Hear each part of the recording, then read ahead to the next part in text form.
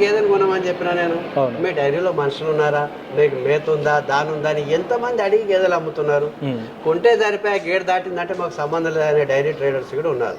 అంటే వీళ్ళ మోసాల్లో మీరు పడకుండా నిజంగా గేదెను కొనాలంటే 2 పూటల 3 పూటల మీరు చెక్ చేసుకోండి. ఏ గేదె కూడా మీరు అనొచ్చు హార్మోన్ రిలీజ్ ఇస్తారు, ఇంకేమో తినబెడతారని. మేము పెట్టే దానాలు పక్కనే ఉన్నాయి.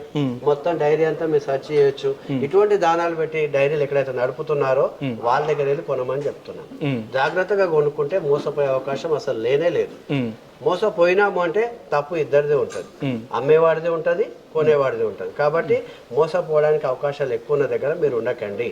మేమందరికీ గైడ్ చేస్తున్నాం అదే. కాబట్టి మా దగ్గర ట్రేడర్స్తో మాకు నష్టం లేదు శంకర్ అన్న. మాకు నెలకు 100 గేదెలు అమ్ముకుంటున్నాం, హ్యాపీగానే ఉన్నాం, రైతులు హ్యాపీగా ఉన్నారు. ఫస్ట్ నేను మీ కంట్రీ సైడ్ ఫామ్ నుండి మళ్ళీ గేదెల్ని రిటర్న్ కూడా తీసుకొని గేదె మార్చిస్తా అని చెప్పేసి చాలా వరకు ఇస్తున్నాము. అది ఎప్పుడు ఇస్తున్నాము అంటే మా యొక్క లోపం అంటే